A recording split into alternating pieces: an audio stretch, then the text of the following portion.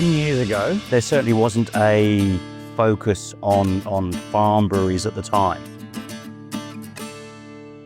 I think realistically the plan was very much to build what we classified as iconic at the time.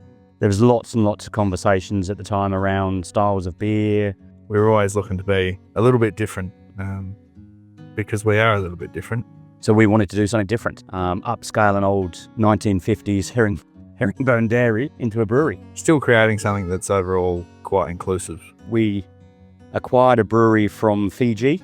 So I think some of the first brews that went down were very much, if it rained, and it does rain in this corner, let's get the umbrellas out so we can finish the brew. The farm was selected when I moved back from the East Coast and was looking for somewhere to do the beer farm so that we could brew beer and have a venue as well. And it took quite a long time to do the drive around and find somewhere that had the right aesthetics and having the old dairy as part of it. There's a feeling about it. Definitely when everybody that comes into the venue, they say it's got a good vibe. Even today, even when it's packed, it doesn't feel like it's sterile, or obviously it opens out to the paddocks and those sorts of things. There was a strategy. I really wanted to be, I guess, involved with cattle as well. I've got a bit of a passion for it because they don't talk back.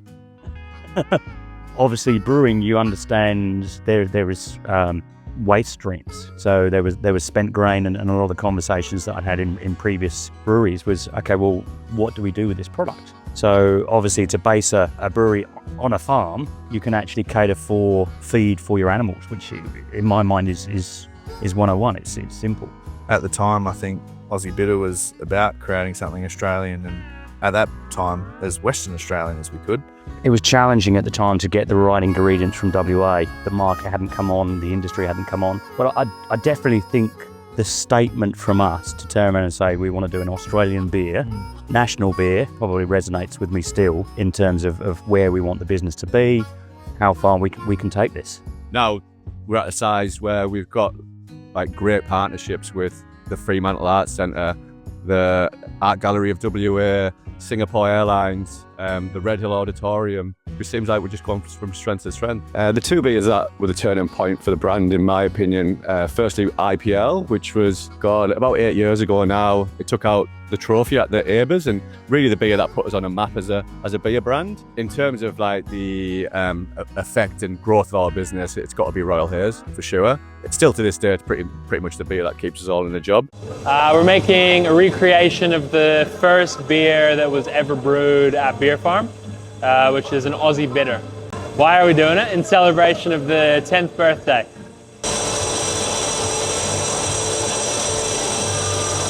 The Aussie Bitter is blues and country.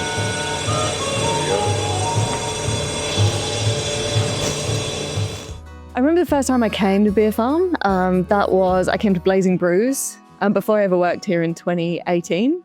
It felt like the Wild West. The massive fire out the back here, where we are now. Lightning Jack was playing, there was food trucks. It was such a cool experience, and I'd never been anywhere like it. It's the same feeling that a lot of people get when they walk into this place for the first time. I guess the culture that we've built here, it's such a culture of respect and inclusion. We have one policy at Beerfarm, which is the no dicks policy, and that transfers through the venue, through the team, and that's come from day one. That's come from, Ian, George, Josh, Ben, the culture that they created and the brand that they created. I feel very privileged to be a part of it.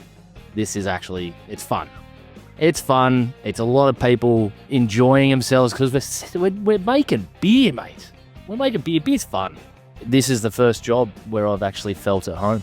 It's a weird feeling. It's as soon as you drive through those gates at Metricup, it's like all the stresses just fade away. The future is extremely exciting. We're looking at getting bigger and more frequent events at the farm, utilising our massive amounts of acreage down in Metricup.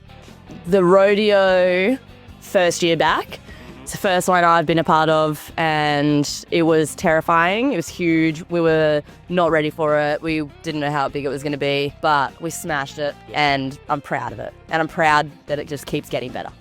It's a venue and a product that isn't trying to be something that is too good for anyone. that's really key. And I think it's a good move for beer as well. Generally, that's what beer is. You know, it doesn't need to have this pretentious sort of element to it. And I think Beerfarm does a good job of avoiding that. Happy birthday, Beerfarm.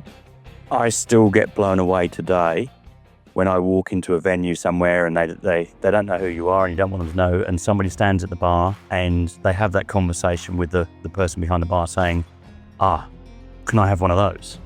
A Beerfarm. And then they drink it and they go, oh, that's magnificent. It still gives me goosebumps today.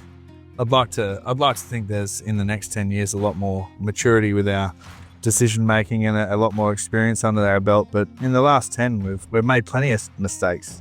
And with time comes a bit more wisdom. I'm not sure about Ian, but I think... I'm actually concerned you said a bit more maturity. Well, I'm empty. I'm empty. Yeah, we're actually going to fight over the IPL. I'll let you have it.